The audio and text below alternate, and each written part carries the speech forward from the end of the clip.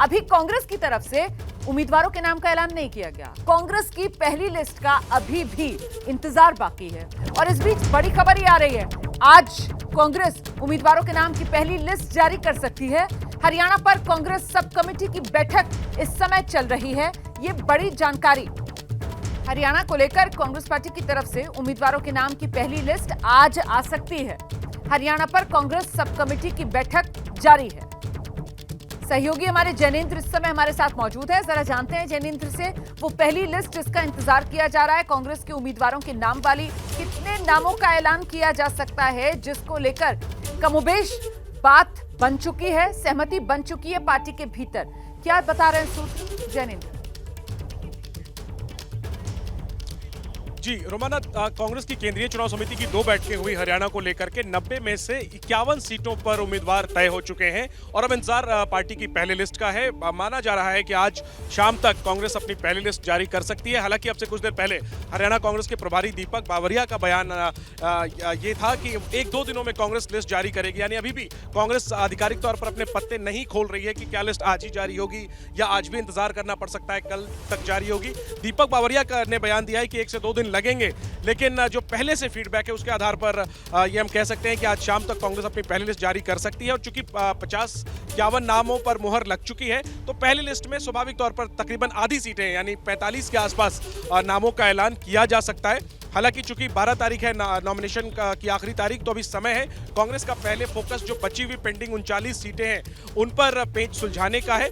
और इसीलिए दिल्ली में हिमाचल भवन में अजय माकन की जो कमेटी है जिसमें कि केंद्रीय चुनाव समिति के भी 2 वरिष्ठ सदस्य मधुसूदन मिस्त्री और टी.एस. सिंहदेव मौजूद हैं, वो हरियाणा कांग्रेस के जो आला नेता हैं तीनों, भूपेंद्र हुड्डा, कुमारी सैलजा और रणदीप सुरजेवाला, उनके साथ बैठ करके बातचीत कर रहे हैं, सीट बाय सीट बात कर रहे हैं। तो फिलहाल मंथन चल रहा है 39 सीटों पर उम्मीदवार तय करने को लेकर और नजरें हैं कि क्या आज शाम तक पहली लिस्ट आएगी। संभावना है कि लिस्ट आ सकती है। हालांकि मैं लौटूंगी आपके पास। तो इंतजार किया जा रहा है, संभावना जताई जा रही है कि कांग्रेस के उम्मीदवारों के नाम वाली पहली लिस्ट आज शाम तक आ सकती है। और इस बीच रेसलर विनेश फोगाट बजरंग पुनिया को कांग्रेस हरियाणा चुनाव में टिकट दे सकती है। इसको लेकर राजनीति गर्म है। हरियाणा कांग्रेस की बड़ी नेता सांसद हैं कुमारी सैलजा, विनेश फोगाट को लेकर कह रही हैं, एक महिला और खिलाड़ी के तौर पर उन्हें कई साल तक संघर्ष करना पड़ा। मुझे लगता है कि ये दुर्भाग्यपूर्ण है, उन्हें सम्मान मिलना चाहिए, ये कहना है कुमारी सैलजा का।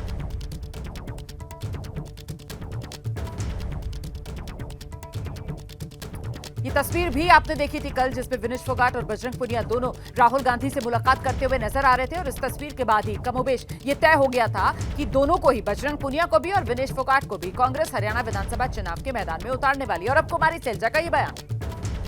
She has struggled. She has struggled. For years she has struggled as a woman and as a sports person. I think it is befitting that she should get some dignity. She has struggled. She has struggled. For years she has struggled as a woman and as a sports person. I think it is befitting that she should get some dignity.